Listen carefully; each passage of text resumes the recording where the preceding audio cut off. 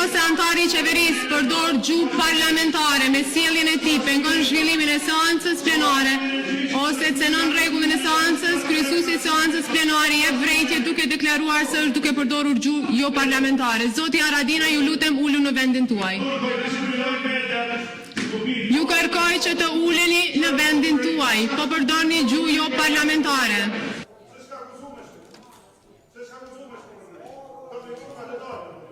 Ju lutem që të uleni në vendin tuaj, zoti Haradinaj.